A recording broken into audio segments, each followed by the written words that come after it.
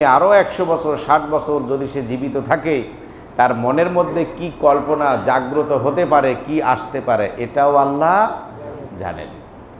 তা আমরা তো আসলে আল্লাহকে ফাঁকি দিই না। আমরা অনেক সময় নিজেদেরকে জ্ঞানী সাজাতে গিয়ে, সচেতন সাজাতে গিয়ে, বুদ্ধিমান সাজাতে গিয়ে, উপস্থাপন করতে গিয়ে নিজে যে একেবারে নির্বোধ, বোকা, অর্বাচীন, মূর্খতে পরিণত হই, যা আমরা নিজেরাও বুঝি না। এই লোকটা মনে করছে কি যে আমি বুঝি খুব চালাক, হয়তো হোটেলের মালিক অথবা কোনো কর্মচারী অথবা তার কোনো হিতাকাঙ্ক্ষী সেই পরামর্শটা দিয়েছে যে তুমি এইভাবে করে লিখো, তো এইভাবে লিখলে তোমার সবটা হবে, ইফতারিও হবে, আবার তোমার এখানে দিনের বেলায় যেই রোজাদার বেরোজদারি যারা, আল্লাহর দুশ্মন যারা, এদেরকেও তোমার খাওয়ানোর একটা ব্যবস্থা হবে। এইভাবে তোমার লেখাগুলো এইভাবে লিখে দাও।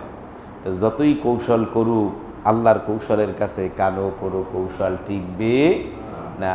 স্বর্ণকারের টুকটাক, কামারের এক টাক, একবারই কামার মারবে, একদম সব শেষ। স্বর্ণকার দেখবেন নাকের ফুল, কানের দুল, ছোট একটা হাতে টুক টুক টুক টুক টুক টুক করে, এরপরে একটা অর্নামেন্ট, একটা কানের দুল। এই তো এখানে জুয়েলারির অনেক দোকানদাররা আছেন, ওনারা ভালো জানেন, এগুলো করে করে এরপরে বানান। আর কামার যখন আসে, ও সমানে উপর থেকে একজন আর নিজে একজন সোজা আছে, ওকে বাঁকা কেমনে করা লাগে, আগুনে জ্বালিয়ে পুড়িয়ে এরপর ওকে বাঁকা করে। হাতুড়ির উজুরি আছে প্রায় অন্তত 10 কেজি, 8 কেজি, 5 কেজি। এরপর উপর থেকে ওটা থেকে প্রেশার ক্রিয়েট করে একটাকে সব মেসাকার করে দেয় এক আঘাতে। তো স্বর্ণকারের টুকটাক আমরা বান্দারা যতই কৌশল করি, আল্লাহ রাব্বুল আলামিন ইন্না বাতশা রাব্বিকা লাশাদীদ, উনি যদি এক টাক মারেন না, ফায়াউমা ইযিল্লা ইউআযিবু আযাবাহু আহাদ, তার টাক মারার মতো, তার আঘাত করার মতো আঘাত আর কেউ করতে পারবে না। কিন্তু আমরা এগুলো বুঝি না। আমরা বুঝি কি, অন্যকে ঠকাতে পারলেই আমি মনে হয় জিতে গেলাম, অন্যের উপরে জুলুম করতে পারলেই আমি মনে হয় কিছু একটা হয়ে গেলাম। আসলে আদৌ আমরা সঠিকটা বুঝতে সক্ষম হইনি। বোঝা উচিত ছিল যে তাকে আঘাত করে, তাকে কষ্ট দিয়ে, তার উপরে জুলুম করে, তার সম্মানের হানি করে, মানুষকে ধোঁকা দিয়ে যা করেছি, তাদের মূলত ক্ষতি হয়নি, হয়েছে কার? আমার। এই ক্ষতিটা আমি আমার নিজেকে করেছি। ফামিনহুম যালিমুন লিনাফসি, বান্দা তার নিজের উপরে জুলুম করে। আমরা কিন্তু সেগুলোই করে যাচ্ছি। তো এক একজনের প্রস্তুতি এক এক রকম। ব্যবসায়ীরা প্রস্তুতি নিচ্ছে একরকম, আবার আমরা যারা সাধারণ লোক মোটামুটি ওই রকম ব্যবসায়ী না। আমাদের চিন্তা ভাবনা আল্লাহকে কিভাবে একটু পাওয়া যায়। তো আল্লাহকে পেতে গিয়েও আমরা আবার অনেক কিছু করে ফেলি। আমাদের মা বোনদেরকে প্রস্তুতি গ্রহণ করতে দেই না, তাদেরকে এত পরিমাণে ইফতারির আইটেমগুলো এনে চাপিয়ে দিই যে রোজা মানেই একটা খাওয়ার মাস। রোজা মানেই আমাদের প্রস্তুতি খুব ধুমধাম করে ঘটা করে ইফতারি করো, ইফতারির পরে আবার সমানে টানো, এরপরে আবার তারাবির পরে গিয়ে আবার আরেক গামলা নিয়ে সামনে বসে যাও।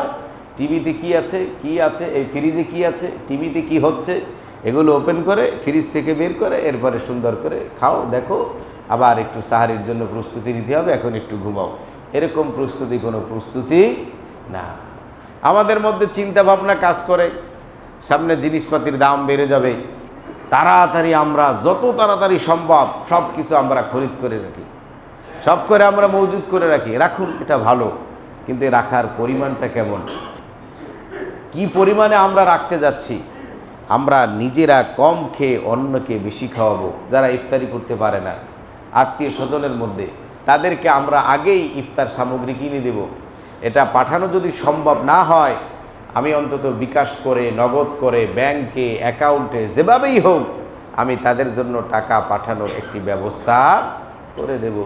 হয়ে গেল, এটা একটা প্রস্তুতি নেওয়া হয়ে গেল।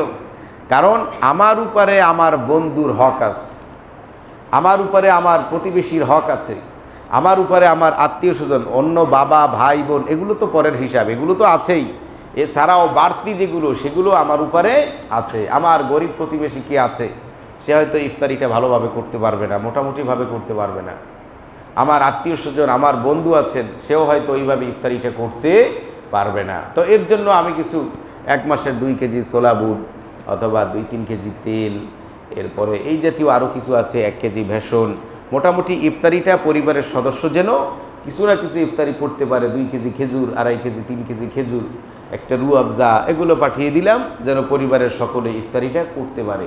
তো এই প্রস্তুতিটা আমাদের বেশি করে নেওয়া উচিত। এই নেওয়ার মধ্যে গিয়েও আবার রাজনীতি খুঁজবেন না, নেওয়ার মধ্যে গিয়েও বাহবা পাওয়ার, প্রশংসা পাওয়ার চিন্তা মনের ভুলেও করবেন না।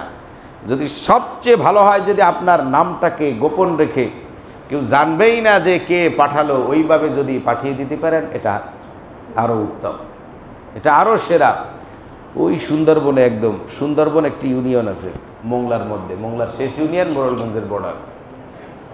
সুন্দরবন ইউনিয়ন একটা মাহফিলে গিয়েছিলাম, ওখানের এক মুরব্বী, তার ছেলেরা খুব ধনী মানুষ, অনেক টাকা তারা দান সদকা করেন, জাকাতের টাকাও দেন। তো ওই বাবাকে দিয়ে দেন, তা নয় বাবা খুব মাইন্ড করে। তো বাবাকে দিয়ে যাদেরকে টাকা দেওয়ান, হাটে ঘাটে বাজারে যেখানে দেখা হয়, এই তুমি টাকাটা পেয়েছিলে? হ্যাঁ চাচা টাকা তো পেয়েছি। আবার আরেকদিন দেখা হয়েছে একটা মাহফিলে, এই তোমার 500 টাকা দিছিলাম, পেয়েছিলে? হ্যাঁ পেয়েছি। আরেকদিন দেখা হয়েছে অন্য কোথাও সামাজিক অনুষ্ঠানে, তোমাকে 500 টাকা দিয়েছিলাম, পেয়েছিলে? হ্যাঁ পেয়েছি। তো এরকম যদি বারবার একজন মানুষকে টাকা দান করার পরে, এটা তো কোনো করুণা না, এটা তার হক, তারটা তাকেই ফিরিয়ে দিয়েছে। এখন যদি শুধু এইভাবে মানুষের সামনে যদি জিজ্ঞেস করে টাকা দিয়েছিলাম পেয়েছো, তার কাছে কি এটা লজ্জার কারণ না?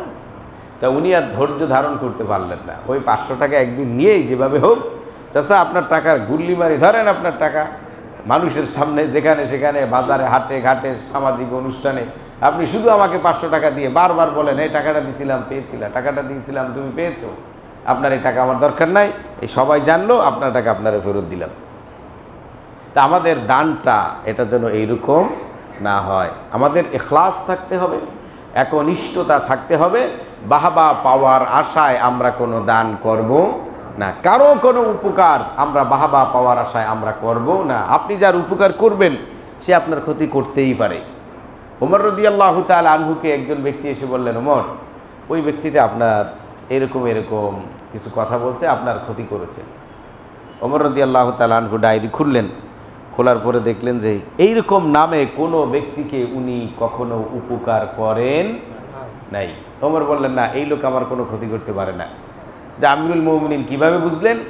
এই নামে এই ঠিকানায় আমি কাউকে উপকার করি নাই, যদি উপকার করতাম তবে সে আমার ক্ষতি করত। তো তার মানে আপনি যার উপকার করবেন সে আপনার কিছু ক্ষতি করতে পারে, সে আপনার যতই ক্ষতি করুক, আল্লাহ অন্য ব্যক্তিকে এই উপকারের বিনিময় আল্লাহ আপনাকে এমনভাবে দিবেন যা আপনার কাছে কল্পনাতীত, আপনার চিন্তার বাহিরে, আপনার সাধনার বাহিরে, আপনার চেষ্টার বাহিরে, আপনার কল্পনার বাহিরে, আপনার ধারণার বাহিরে। যে আমি অন্যের দ্বারা যে আমার মোটেও উপকার করার কথা না, যে আমার পাশে দাঁড়ানোর কথা না, আননন ব্যক্তি, আমি তাকে জানি না, চিনি না, বুঝি না, সেই লোকটা এরকম এসে নিজের থেকে আমাকে কেন এইভাবে সাহায্য করছে? কারণ আপনি অন্য জায়গায় অন্যকে সাহায্য করেছেন, সেখান থেকে কোনো বিনিময় হয়তো পাননি, তিরস্কার পেয়েছেন, লাঞ্ছনা বঞ্চনা পেয়েছেন, নিন্দাবাদ পেয়েছেন, কিন্তু আল্লাহ অন্য দিক থেকে আপনাকে জিন্দাবাদ দিয়ে দিয়েছেন, আল্লাহ আপনাকে ধন্য করে দিয়েছেন। এজন্য আমরা কখনো পিছপা হব না। আমি আমার প্রতিবেশীকে এই সময় আসলে এত দিই, এত করি, এরপরে এই লোকটা আমার সাথে দুশ্মনী করে, ওর নেচার, ওর স্বভাব এরকম দুশ্মনী করা, ও করুক, গিয়ে দেখেন সেও মানসিকভাবে শান্তিতে নাই। যারা মানুষের ক্ষতি করে, যারা মানুষের পিছিয়ে লেগে থাকে, যারা মানুষেরকে অসম্মান করে, সুতা নাতা এদিক সেদিক যেমনে হোক, তারা মানসিকভাবে কখনো শান্তিতে থাকতে পারে না। যদিও তারা দামি গাড়িতে চলতে পারে, বাজারে সেরা সেরা মাছটা কিনতে পারে, কিন্তু ওদের থেকে রেজেকেও আল্লাহ নিয়ে এনেছে, ওইভাবে খেতেও পারে না, ও খায় মানসে। যাই হোক ভাইয়েরা আমার, রমজানে আমরা প্রস্তুতি নিব। কি নিব? কি গ্রহণ করব? প্রস্তুতি গ্রহণ করব রমজানের জন্য। এখন থেকে প্রস্তুতিটা কেমন হবে? খুব রকমারি খাবার আমরা খাবো এমনটি যেন না হয়। আমাদের ঘরের স্ত্রী যারা, তাদেরকে আমরা সহজ করে দেব। ইফতারের এমন কোনো আইটেম তাদের উপরে চাপিয়ে দেব না যার কারণে তারা কোরআন খতম দিতে পারে না, কোরআন তেলাওয়াত করতে পারে না, বাড়তি নফল নামাজ করতে পারে না, এমনটি যেন না হয়। তাদেরকে সুযোগ দেব এবং তারাও এমনভাবে নিজেদেরকে গঠন করবে, তাদের ওই রমজান কেন্দ্রিক যেই চলাফেরা বা রমজানের আগে তাদের যেই প্রস্তুতি, রমজানকে টার্গেট করে, এটা যেন তাদের ছোট ছোট বাচ্চারা, ছেলেমেয়েরা বা নাতিপোতারা, ওরাও যেন দেখে, দাদি থেকে, নানি থেকে, মা থেকে, খালা থেকে, ভাবি থেকে, আংটি থেকে, ওরা যেন এগুলোই শিক্ষাটা নেয়। ওদেরকে হাতে কলমে দরকার নেই, ওরা দেখবে যে আমার মা আমার খালা, আমার চাচি, আমার নানি, আমরা যেরকম আমাদের মা খালাদের ছোটোবেলা আমরা দেখেছি রমজান কেন্দ্রিক তাদের প্রস্তুতিটা কেমন ছিল, এখন কিন্তু আমার